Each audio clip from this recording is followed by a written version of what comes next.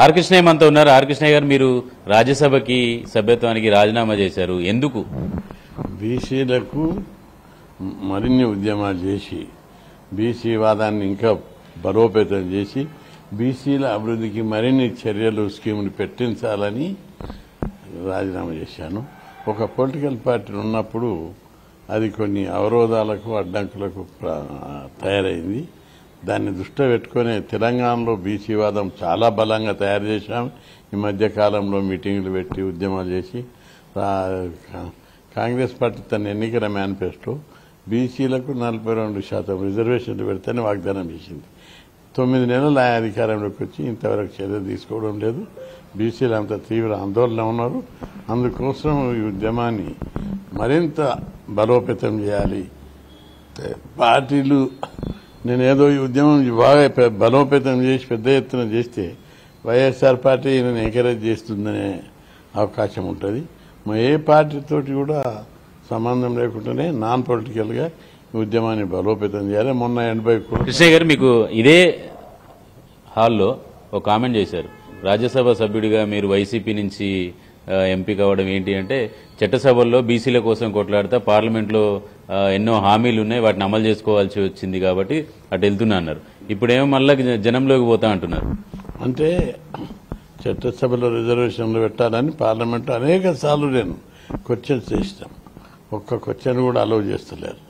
అదే నాకు మాట్లాడడానికి అవకాశం వచ్చిన ప్రతి సందర్భంలో చట్టసభలో రిజర్వేషన్లు బీసీల హక్కుల మీద చాలా బాగా మాట్లాడాను. ఎప్పుడు మాట్లాడినా పార్లమెంట్లో బీసీల హక్కుల కోసం, బీసీల అభివృద్ధి కోసమే మాట్లాడినా. ఎక్కడ డీవియేట్ కాదు. డీవియేట్ అయ్యారని కాదు, చట్టసభలతోటే మన బీసీలకు సంబంధించినటువంటి హక్కుల్ని సాధిస్తా అన్నారు.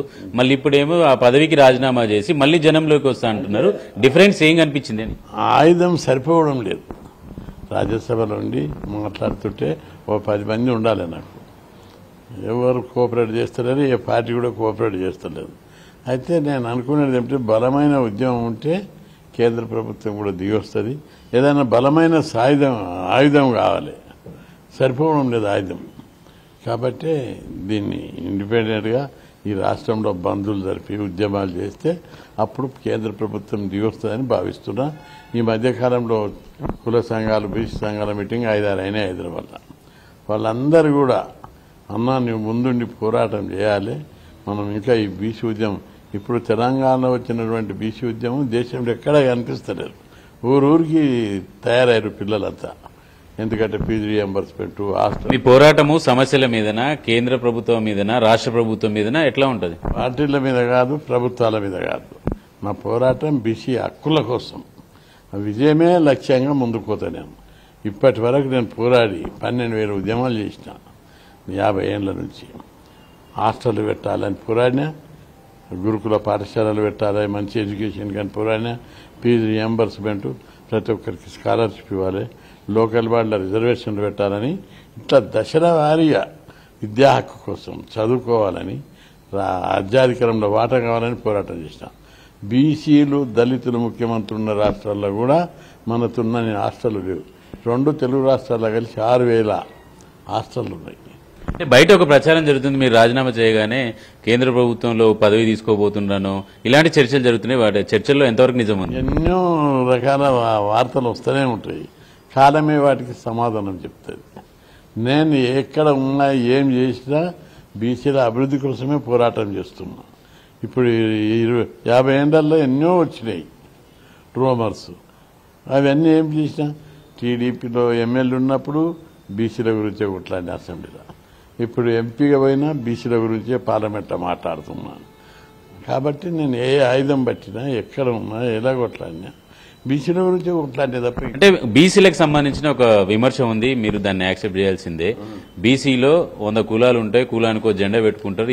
ఈ జెండాలన్నింటినీ ఏకం చేసే ప్రయత్నం చేయలేకపోవడం వల్లనే బీసీలో అనైక్యత ఉందంటున్నారు. ఆ అనైక్యతని ఆర్ కృష్ణ ఇప్పుడు కొత్తగా ఐక్యత తీసుకొచ్చే ప్రయత్నం ఏమైనా చేస్తారా ఏంటి? ఇంకా ఐక్యత రావాలి. ఇప్పటికే చాలా ఐక్యత ఉంది. నేను కృష్ణయ్య ఒక కులానికి చదివినవాడు కాదు, బీసీ కులాలందరి కోసం పోరాడుతున్నా. నేను హాస్టల్ పెట్టాను. యాదవులకు పెట్టాలి, కుర్మలకు పెట్టాలి, గౌడ్లకు పెట్టాలనుకుంటలేదు, బీసీలకు పెట్టాలనుకుంటాను. ఫీజు రియంబర్స్మెంట్ కోసం 1000 ఉద్యమాలు చేసినాను. ఒక కులాని కోసం చేయలేదు నేను. బీసీలు అందరికీ పెట్టాలనుకుంటున్నాను. ఇంకా అది అధిగమించి ఎస్సీ ఎస్టీలకు మైనార్టీలకు కూడా పెట్టాలనుకుంటున్నాను. అగ్రకులాలను ఇప్పటి వరకు ఆర్కృష్ణయ్య ఉద్యమ పంతా చూసాము. ఇప్పుడు కొత్తగా ఎంచుకునే పంతా ఎట్లా ఉంటుంది అనేది. గతంలో నా ఉద్యమాలు చాలా బాగున్నాయి. ఇప్పుడు పీస్ఫుల్గా చేస్తున్నా. గాంధీ మార్గంలో 74లో కలెక్టరేట్ మీద దాడి చేశాం. హాస్టల్ సౌకర్యాలు మెరుగుపరచాలి, హాస్టల్ సీట్లు పెంచాలని. 78లో 2000 మందితోటి అసెంబ్లీ లోపలికి పోయి తుక్కుగా వలగొట్టాం. 82లో గురుకుల పాఠశాలలు పెట్టాలని బీసీ సోషల్ వెల్ఫేర్ డైరెక్టరేట్ను తుక్కుగా వలగొట్టి ధ్వంసం చేశాం. ఇట్లా అన్ని ఏబిపిఎస్సి మీద. ఈ మధ్య ఒక గాంధీ భవన్కి వచ్చిన సందర్భంగా రాహుల్ గాంధీ బీసీ కులగణన చేయమన్నాడు, అభినందనీయం, పీసీసీ కూడా బీసీని ఇచ్చారని చెప్పారు. ఇప్పుడు మళ్ళీ కాంగ్రెస్ ఇచ్చిన మాట నెరవేర్చలేదు తెలంగాణలో అంటున్నారు. ఎట్లా అంటే మహేష్ గౌడ్ బీసీ యూనివర్సిటీలో మాతో కలిసి పోరాడిండు. అట్లాంటప్పుడు ఆయనకి ఇచ్చినప్పుడు బీసీకి ఇస్తే అభినందించాలేము. ఏ మాటకు ఆ మాట. ఇచ్చినప్పుడు అభినందిస్తాం, ఇవ్వనప్పుడు పోరాడతాం. అది కామన్. అది మనిషి ఒక ఉన్నతమైన వ్యక్తిత్వానికి నిదర్శనం. అది అంతేగాని అవకాశవాదం కాదు. అది మంచి చేసిండు. మంచి రాహుల్ గాంధీ దేశమంతా తిరుగుకుంటా జనాభా గణన చేయమంటుండు. ఎంతమంది ఉంటే అంతమందికి వాటా ఇవ్వమంటున్నాడు. ఏ నాయకుడు అంత డేరుగా అంటలేడు. అందుకే ఆయనను అభినందిస్తున్నాం.